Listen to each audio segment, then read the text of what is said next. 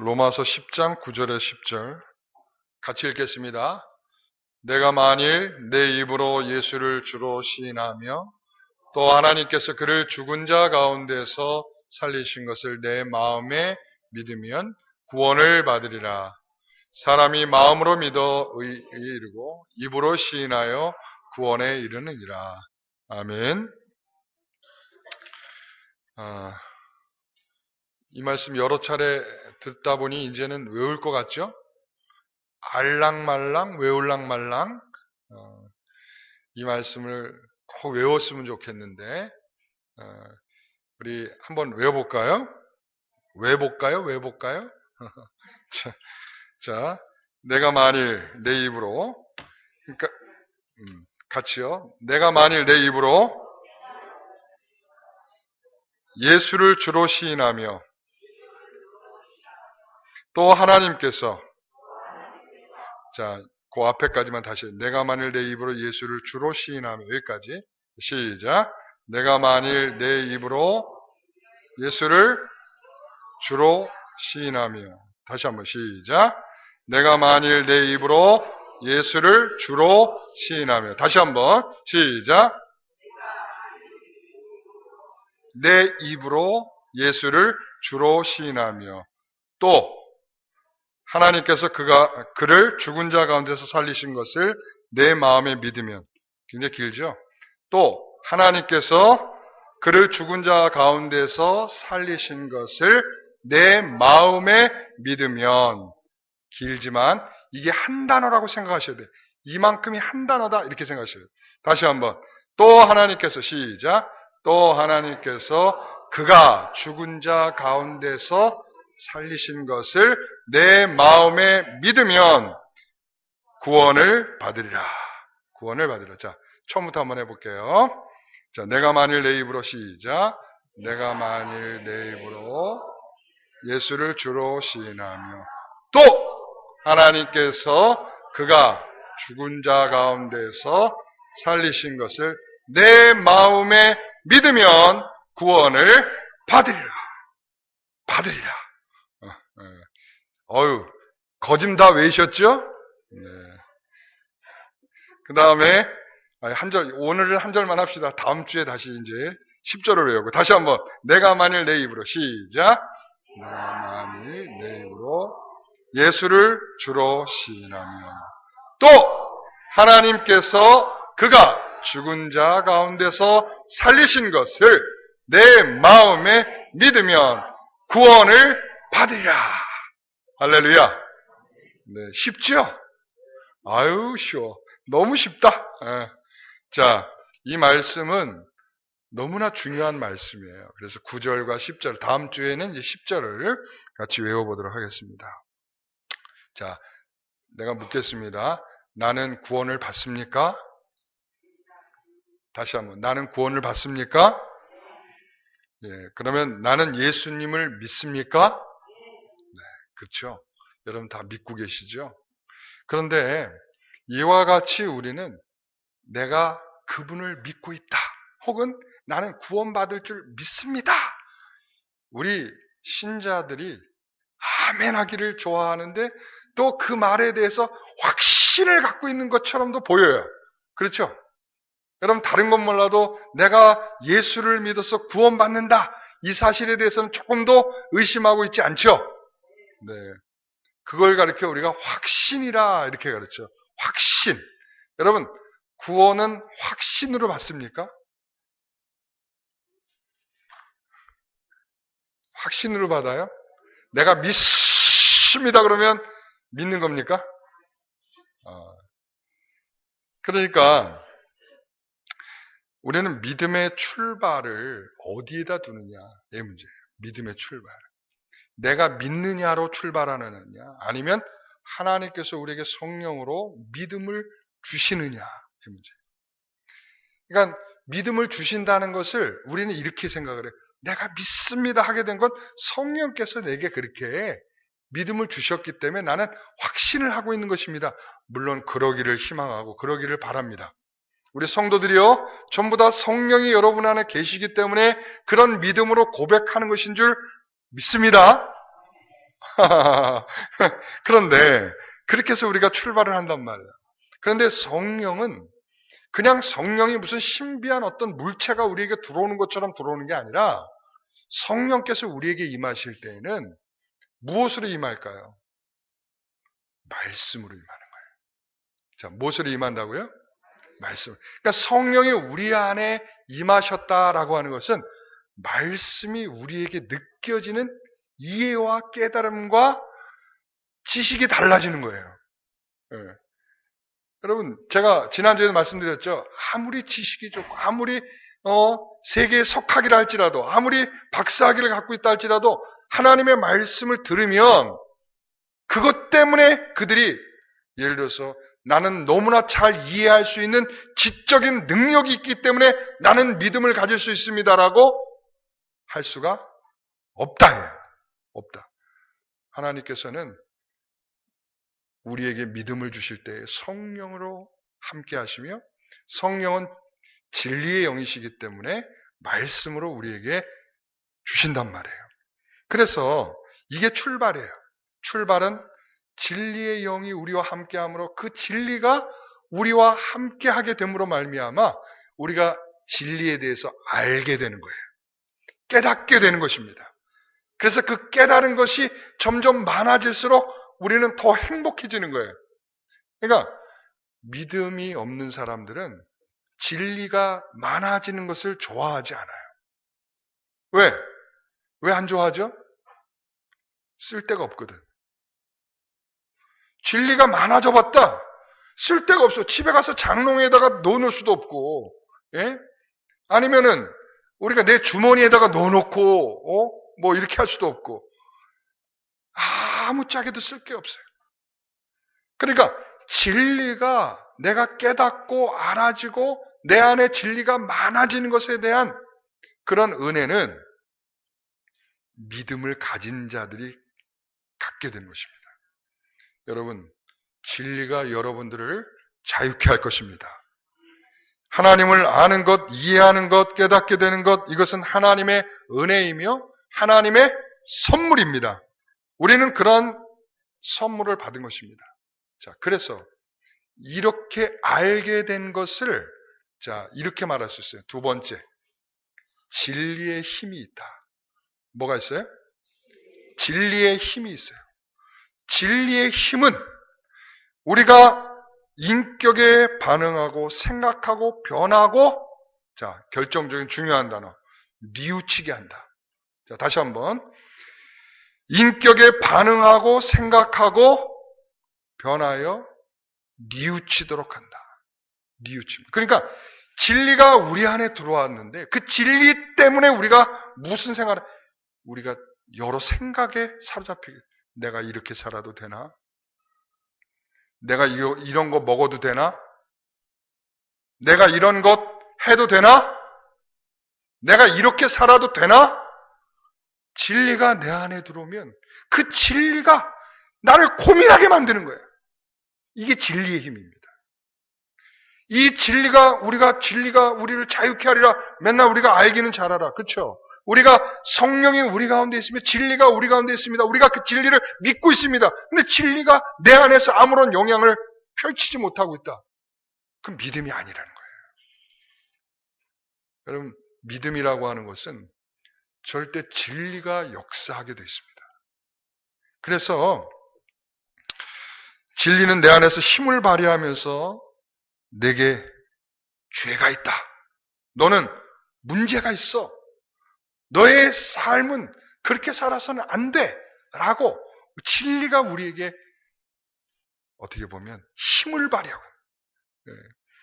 그래서 진리의 영이 임하시면 세상은 이해하지 못해. 진리의 영이 임하면 세상은 이해하지 못하나 그러나 신자들은 진리의 영이 오심으로 말미암아 어떤 일이 생기냐면 그를 알게 된다. 그를 알게 된다. 그 이유는 뭐냐? 그분이 우리 안에 있기 때문이다. 우리 안에 있기 때문에 진리가 다가올 때 진리로서 반응하게 돼 있는 것입니다. 자, 쉽게 이렇게 얘기하니까 여러분들이 잘 못 알아듣는 것 같으니까 제가 여러분들에게 쉽게 이야기를 해요. 여러분 고기 좋아하시죠? 고기 좋아하시죠? 오늘 저녁 때 예배 끝나고 나면 저녁 때 가서 고기 구워 먹어야겠다. 이런 생각을 하고 있는 사람도 있을지 모르겠는데 고기를 좋아하는 사람이 있어요. 나는 오늘 고기를 꼭 먹고 말아야겠어. 내 몸에서 너무 고기가 나를 필요로 하고 있어. 이럴 수가 있잖아요. 그럴 때 어떤 사람이 얘기를 하는 겁니다. 자, 들으시오. 고기는 몸에 좋지 않습니다. 야채를 먹어야 됩니다. 야채는 신진대사를 돕고 우리 혈액을 맑게 해줄 것이며 그리고 이것을 먹게 되면 우리가 여러 가지로 건강하게 살 수 있습니다. 그런데 이 사람에겐 뭘 먹고 싶은 마음이 있어요 지금? 나는 고기를 먹어야 돼. 그러면 이렇게 이야기해서 너무 그럴싸하잖아요. 그렇죠? 너는 고기를 먹으면 건강하지 못해.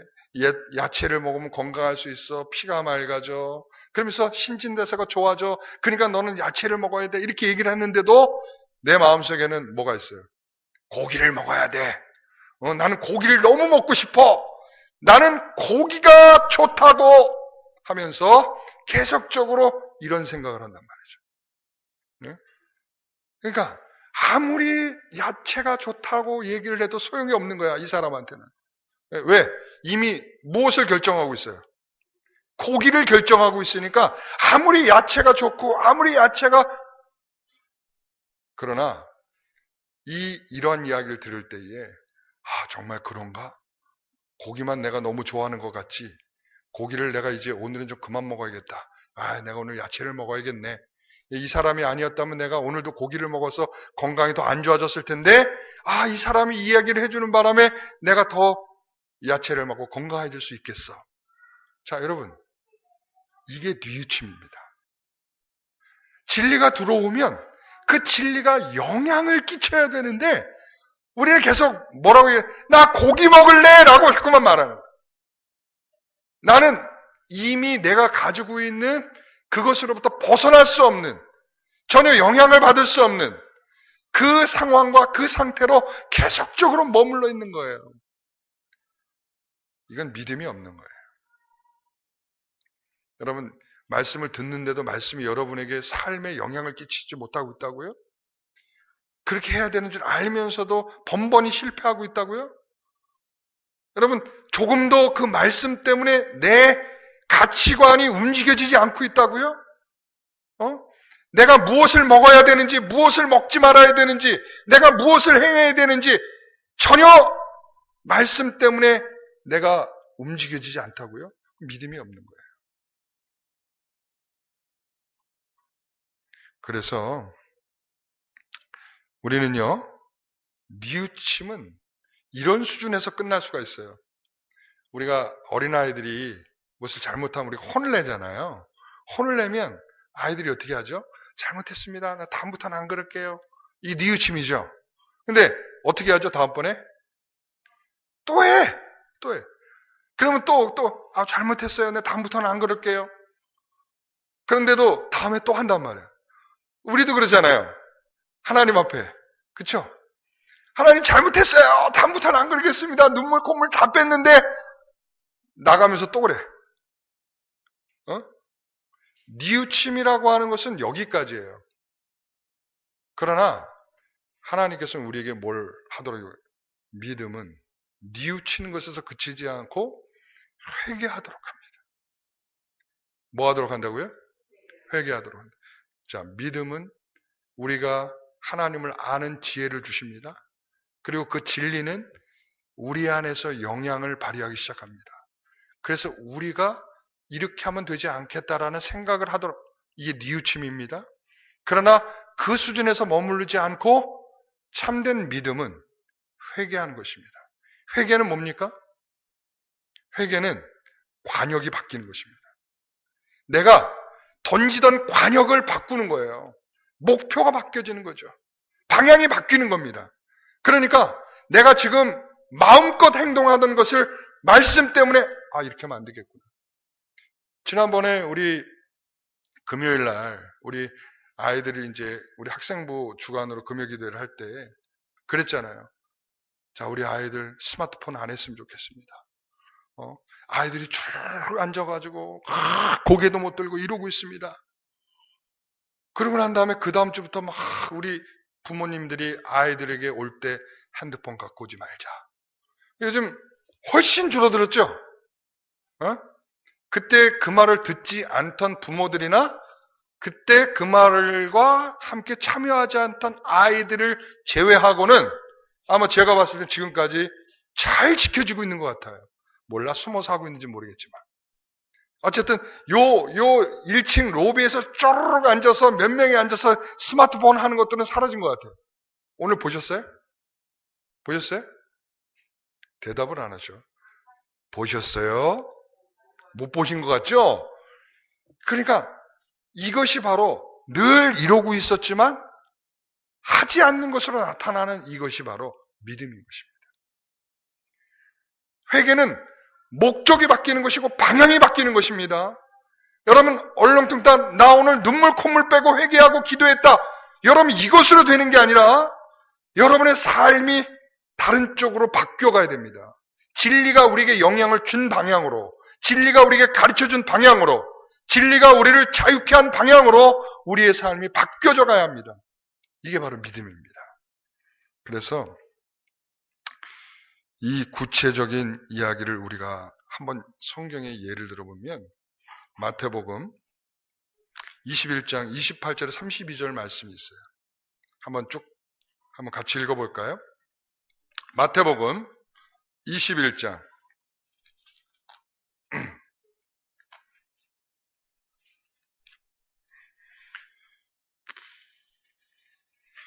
28절에서 32절 같이 읽어봅니다. 그러나 너희 생각에는 어떠하냐? 어떤 사람에게 두 아들이 있는데 맏아들에게 가서 이르되 오늘 포도원에 가서 일하라 하니 대답하여 이르되 아버지 가겠나이다 하더니 가지 아니하고 둘째 아들에게 가서 또 그와 같이 말하니 대답하여 이르되 실소이다 하였다가 그 외에 뉘우치고 갔으니 그 둘 중에 누가 아버지의 뜻대로 하였느냐? 이르되 둘째 아들이니이다. 예수께서 그들에게 이르시되 내가 진실로 너희에게 이르노니 세리들과 창녀들이 너희들보다 먼저 하나님의 나라에 들어가리라. 요한이 이의 도로 너희에게 왔거늘 너희는 그를 믿지 아니하였으되 세리와 창녀는 믿었으며 너희는 이것을 보고도 끝내 뉘우쳐 믿지 아니하였도다. 아멘. 여러분 이 예화는 많이 알고 계시죠? 이 비유는 많이 알고 계시죠? 바로 이것은 그때의 장로들과 그리고 대제사장이 예수님을 찾아왔어요. 그리고 이런저런 얘기를 할 때 이 이야기를 말씀하셨습니다. 세례요한에 대한 이야기를 물었습니다. 근데 세례요한이 하늘로부터 온 것이냐, 하늘로부터 온 말을 했냐, 아니면 그런 것이 아니냐 그랬더니 대답하기가 곤란하니까 잘 모르겠다. 이렇게 대답해요. 그러면 예수님도 나도 모르겠다. 그렇게 하고 대답을 하셨어요. 그리고 난 다음에 이 비유의 말씀을 하셨어요. 이 비유의 말씀을 하는데 첫째는 이런 아들이었다. 간다고 하고는 안 간 아들이었다. 둘째 아들은 어떤 아들인가? 둘째 아들은 안 간다 그러고서는 나중에 뉘우치고 간 아들이다. 누가 더 귀하냐? 그러면서 지금 세례 요한이 왔는데 그가 의의 도를 선포했다. 의의 도를 선포했더니 대제사장들과 장로들과 서기관들과 바리새인들은 모두 다 전혀 듣지를 않았어요. 그러나 이 세례 요한의 세례가 어떤 세례죠? 회개의 세례. 무슨 세례? 회개의 세례. 그러니까 회개한 자들이 와서 받는 세례. 그래서 오늘날의 세례와는 조금 달라요. 그래서 회개의 세례. 하나님 앞에 자신의 잘못을 뉘우치며 하나님 앞에 하는 회개의 세례. 그러니까 그 회개의 세례를 받은 자들을 보니까 누가 와서 받냐면 세리들이 와서 받고 창녀들이 와서 받더라 이거야. 그래서 그 예가 나중에 누가복음 17장에 보면은 누가 나와요? 삭개오가 나오죠. 그 다음에 사도행전 10장에 가면 누가 나와요? 고넬료가 나오죠. 고넬료. 이게 다 무슨 사람? 왜 이 사람들이 난데없이 갑자기 고넬료가 어디서 등장한 사람이냐면 세례 요한의 설교를 듣고 회개하여 자신의 인생의 길이 달라진 사람이에요. 삭개오도 마찬가지고. 그러니까 이런 경우들을 통하여 그들은 이렇게 변화했다 이거야. 뉘우치고 하나님의 뜻을 따라서 하나님의 나라의 유업을 위하여 살아가더라 이런 말이죠. 그러나 너희들은 듣고도 따라가지 않는 자들이다. 그런 말이에요. 오늘 우리가 하나님의 말씀을 우리가 들을 때에 사실은 이 뉘우침과 회개, 다시 말하면 세례 요한의 회개의 세례를 받는 자들의 은혜가 있어야 합니다.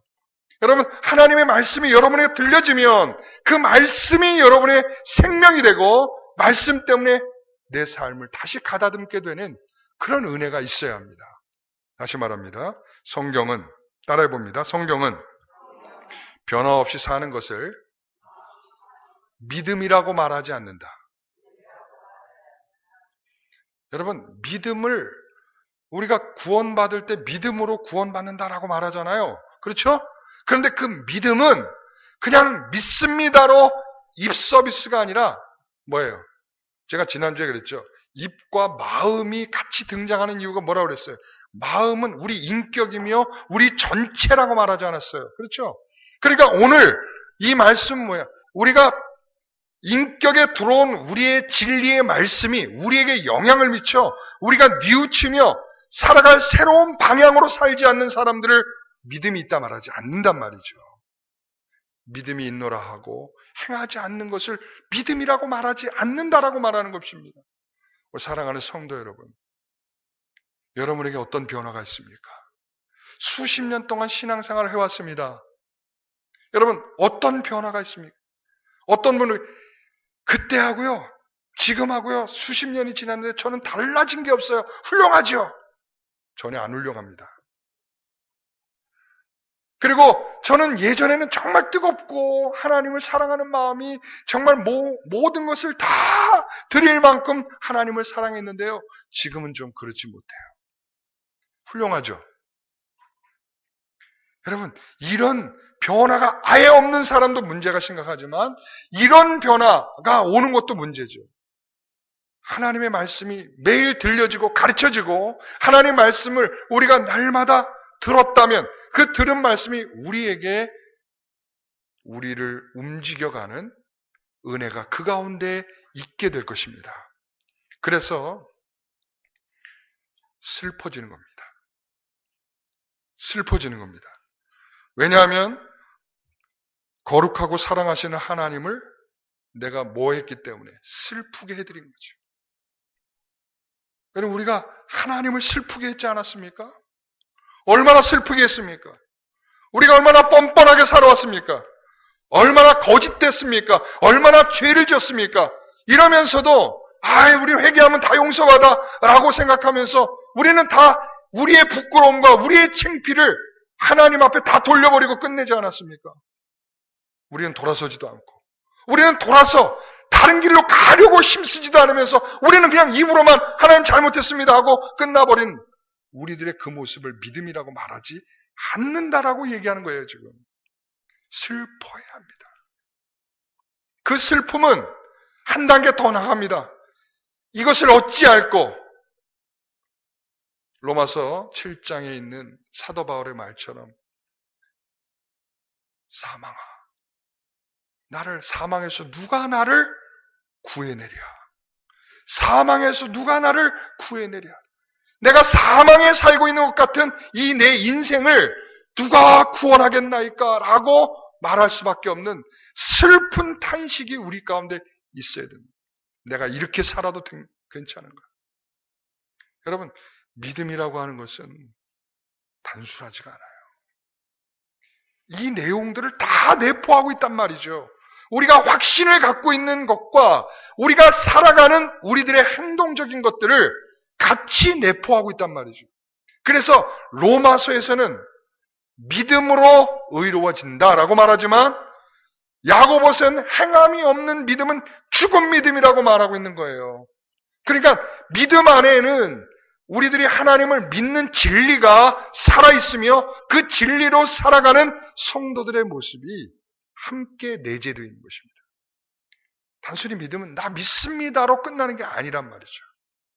사랑하는 성도 여러분, 믿음이라는 것은, 믿음은 뭐냐? 자, 믿음은 뭡니까? 그거죠. 그러나 믿음의 단어의 뜻은 뭘까요? 믿음의 단어의 뜻은 뭘까요? 그래서 우리가 믿음에 대한 단어를 우리가 이해하지 못하고 있기 때문에 우리는 그저 확신으로만 생각한다는 거예요. 믿음이 뭐냐? 우리가 확신하는 거. 이렇게 생각한다. 근데 실제적으로 믿음이라는 게 뭐냐면 달라붙다 이런 뜻이에요. 뭐라고요? 달라붙다. 그리고 맡기다. 의지하다. 이런 뜻을 갖고 있어요. 여러분, 믿음이라고 하는 것에 이런 뜻들이 들어있단 말이에요. 믿음이라고 하는 단어예요. 그러니까 믿음이라고 하는 것은 확신하는 것으로 끝나는 게 아니라 내가 믿는 그 내용을 의지하거나 내가 믿는 것에 내가 맡기는 겁니다. 내가 십자가를 믿는다면 그 십자가를 내가 모든 것에 맡기는 것입니다.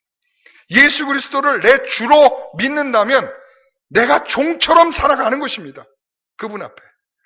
내가 그분이 주시는 은혜로 살고 있다 그러면 내 모든 것이 하나님의 것으로 살아가는 것입니다. 이게 믿음이에요. 근데 우리는 믿음을 자꾸 확신이라는 것으로만 우리가 규정하고 끝내버리기 때문에 그냥 단순히 나 믿습니다. 내가 이렇게 보면요. 과연 믿는 게 뭐지? 라고 자꾸 착각을 하게 만들어요. 믿는 게 뭘까요? 다시 말합니다. 믿음은 달라붙는 것입니다. 맡기는 것입니다. 그리고 의지하는 것입니다. 그래서 그 의지로 살아가는 것입니다. 그 맡겨진 은혜로 살아가는 것입니다. 그래서 오늘 우리는 우리 학생들 히브리서 11장 6절이 뭐죠?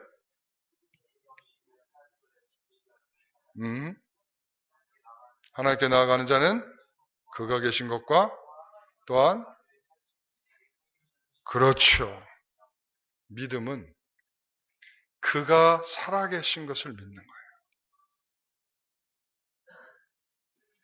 우리 성도들 보세요.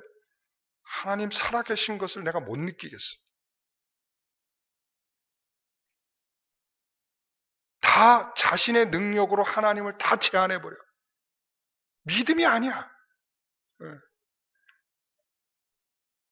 그가 살아계신 것을 믿고 나아가는 거예요. 그리고 그분을 향해 달려나가면 그분이 끝까지 책임지실 것을 믿고 그분이 보상할 것이며 그분이 상을 주실 것이라고 하는 것을 믿고 나가. 그런데 우리의 삶 속에서 한번 보세요. 깜짝 놀랍니다. 내가 성도들한테 내가 알고 있는 것들을 여러분들한테 다 밝혀드리면 여러분들은 깜짝 놀랄 거예요. 내가 말하지는 못하겠지만 여러분 과연 우리가 믿는 것이 뭐냐라고 생각할 때 여러분 정말 그분이 살아계신 것을 믿는 것일까?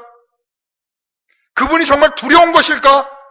그분이 두려워야 되는데 사람이 두려운다. 그 거짓이죠. 믿음 아니죠. 예? 우리가 하나님을 믿는다고 하면서 하나님이 살아계신다고 하면서 하나님은 무시하고 사람만 벌벌 떤다 그러면 그 믿음 아니잖아요. 예? 우리 분명히 아이들이 좀 전에 믿음은 뭐라고? 믿음이 없이는 하나님을 기쁘시지 못하겠네. 당연하죠. 기본이죠. 그분이 살아계신 것을 믿어야죠. 그분이 상 주실 자임을 믿고 그 앞으로 나아가야죠. 그런데 우리는 뭐예요? 사람 눈치나 보고, 예? 그리고, 예? 돈이 주인이 돼 살아가고, 예? 돈이 주인이 돼서 살아가고, 예? 그리고 자녀들이 기도하지 않는데도, 예배하지 않는데도 탄식하는 소리가 없단 말이죠. 탄식하는 소리. 우리가 이러한 속에서 믿음이라고 하는 것은 단순히 믿는다로 끝나는 것이 아니라는 것을 아시기 바랍니다.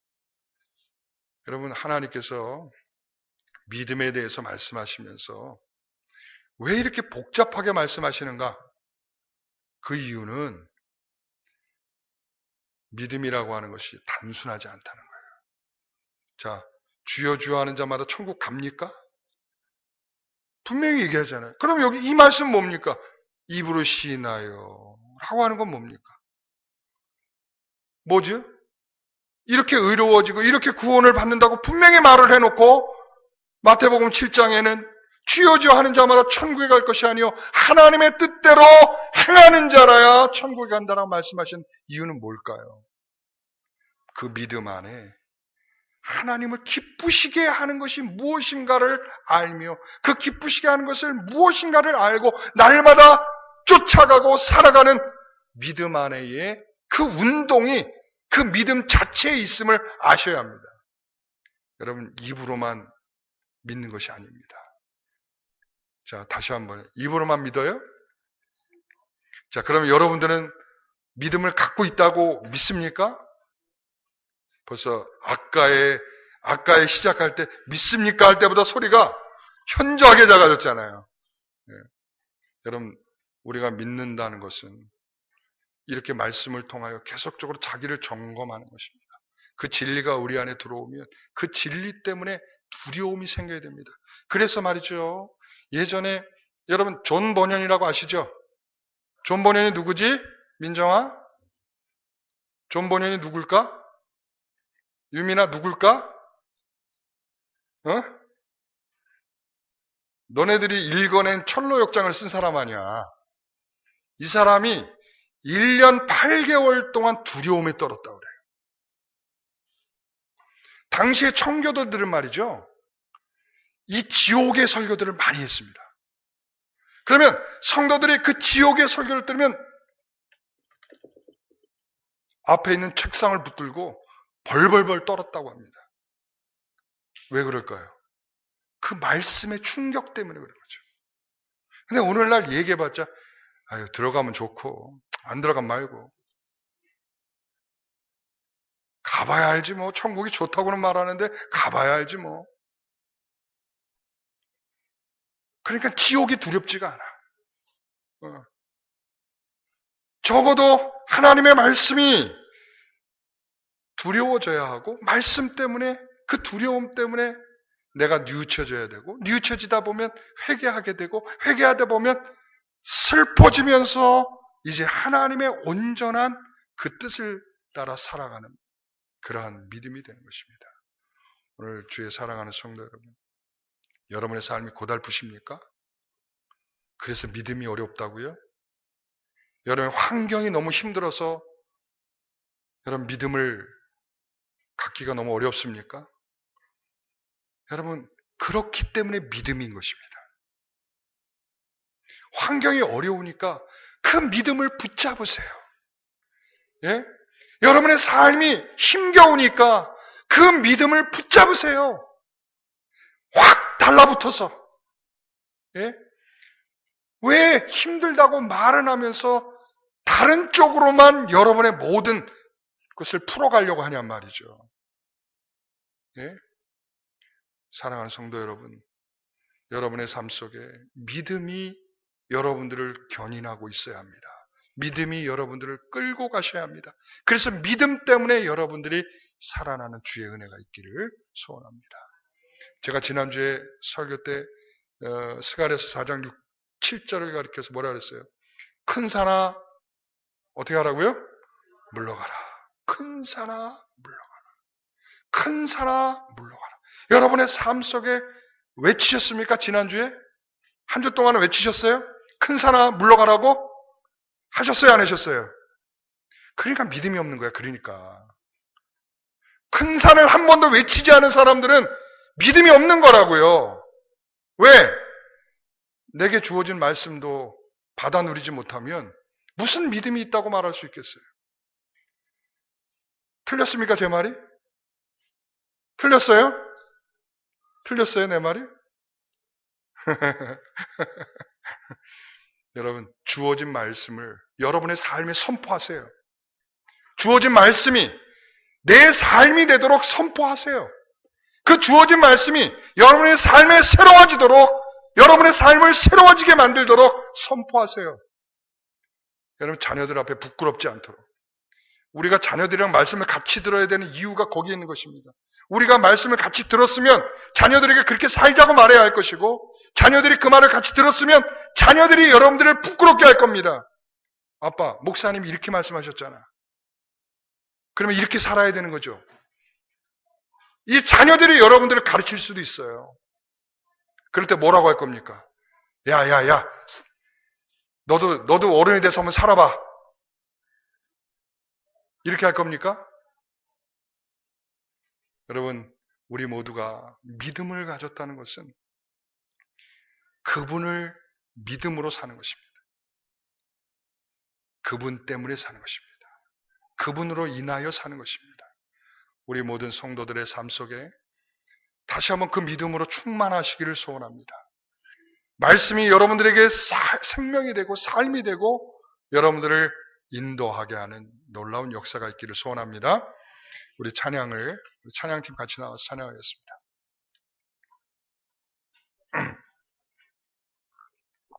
우리 예수 늘 함께 하시네.